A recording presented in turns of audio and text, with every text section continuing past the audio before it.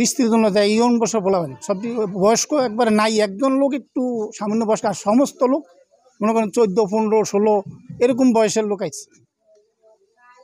এই এমন পাশেও আমাদের গ্রাম আছে, আমাদের বয়সে এখানে কোনো সময় ডাকাতি হয়নি, অনেক বছর ধরে আমরা এইসব অনেক জিনিস ফালাইও বাইরেও চলে গেছে। এখন এই হঠাৎ কইরা এই পরিকল্পনা হয়েছে, আমরা দেশ বাড়িতে থাকি না, তারা এবার আক্রমণ করছে, যেটা একটা নির্মমভাবে একারে মানুষ যেটা বলে না যে এরকমভাবে ঘর থেকে তছন করে, এটাকে ভাষায় প্রকাশ করা যায় না, মানুষের কাজ করে না। বাহিনীর কোনো গাফলতির কারণ থাকতে পারে কিনা? আইন শৃঙ্খলার বাহিনীর গাফলতি বলতে এখন তো এখানে তারা টহল দেয় না, আর শুনলাম নাকি টহল দেয় তো দূরে থাকে, এখান দিয়ে হয়তো অনেক শুনছিলাম আরও কয়েক মাস আগে আর টহল দিত, এখন আর টহল দেয়নি।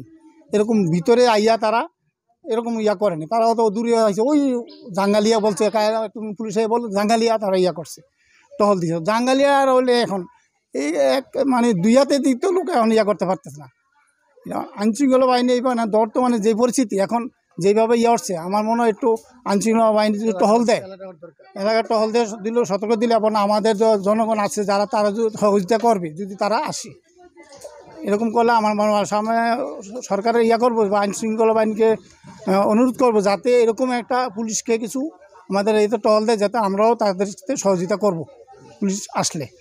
এখন আমরা তো এককভাবে 30 জন আসলো, এমন অস্ত্র লইয়ে আসছে, তারা রান দাও নিয়ে আসছে, যা বললো তারা, এগুলো আমিও তো পারতাম না, বলাইতে পারতাম না যদি তারা এইভাবে আসে। আইনশৃঙ্খলা বাহিনী থাকলে সহযোগিতা, তাহলে আমরা তো সাহসটা বাড়বে, আরও আমরা এখানে আরও জোরদার করতে পারবো। তারা এই বর্তমানে যেই পরিস্থিতি এইটা করলে, আমরা একটু সহযোগিতা করলে আমরা হয়তো করতে পারবো। আমার নাম জাকির হোসেন, আমি সেনাবাহিনীতে অবসর আইছি, মোহাম্মদ জাকির হোসেন, অবসরপ্রাপ্ত। ধন্যবাদ।